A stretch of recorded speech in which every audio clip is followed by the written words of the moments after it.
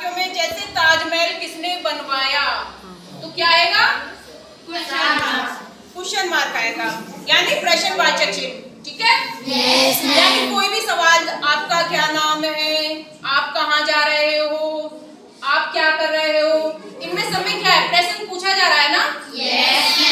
जहाँ पे कोई भी प्रश्न पूछा जाएगा वहाँ पे आपका क्या लगेगा? क्वेश्चन मार्क, यानी प्रश्नवाचक चिन्ह। चौथा है आपका विस्मयबोधक चिन्ह। ठीक है, क्या है? विस्मयबोधक चिन्ह। इंग्लिश में क्या बोलेंगे? हाँ जी। और इसको हम क्या, किसके लिए यूज करते हैं? जो आपका विस्मयबोधक चिन्ह है उसके लिए हम किसके लिए यूज करते हैं?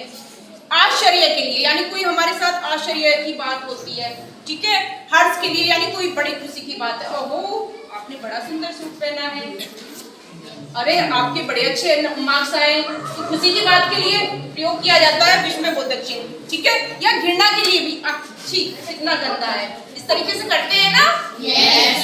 तो इन सब चीजों के लिए हम क्या करते हैं? जैसे वाह क्या दृश्य है, यानी कोई हम सुंदरता की चीज देखी हमने, तो हम क्या बोलेंगे?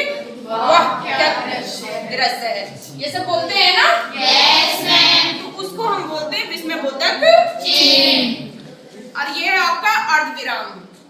अर्धविराम को इंग्लिश में क्या बोलेंगे? सेमीकोलन। ठीक है? अब हिंदी में इसको बोलते हैं अल्पविराम या अल्प विराम या अर्धविराम। ठीक है? अल्पविराम से अधिक रुकने, यानी अल्पविराम से हम इसमें थोड़ा ज्यादा रुकेंगे। ठीक है? उसको हम बोलेंगे अर्धविराम। ठीक है? जो ये आपका चिन्ह लगा भी हुआ है, ये मार्क्स लगे हुए हैं, इधर देख लो। ठीक है? सबके मार्क्स लगे हुए हैं। अब है आपका योजक चिन्ह। ठीक है? इंग्लिश में क्या बोलोगे? हाइफन। ठीक है?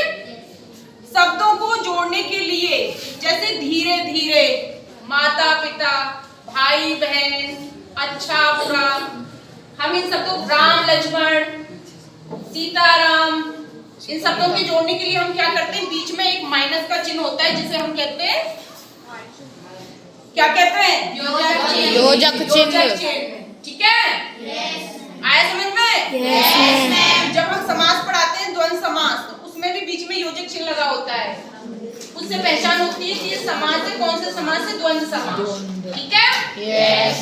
अब है आपका उदाहरण चिन्ह। ठीक है? तो उदाहरण चिन्ह को क्या बोलेंगे इंग्लिश में? हाँ जी, या फिर इस तरीके से जो कोमा लगे होते हैं ऊपर। ठीक है? उसको हम उदाहरण चिन्ह, आप एग्जाम्पल चिन्ह भी कह सकते हो, उदाहरण चिन्ह भी कह सकते हो। ठीक है? किसी के कथन को ज्यों का त्यों लिखने के लिए, यानी किसी की बात को हमने जैसे कि तैसा लिख दिया, उसको हम क्या बोलेंगे? उदाहरण चिन्ह बोलेंगे। ठीक है?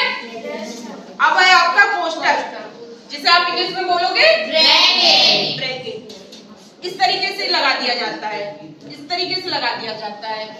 होता है नहीं?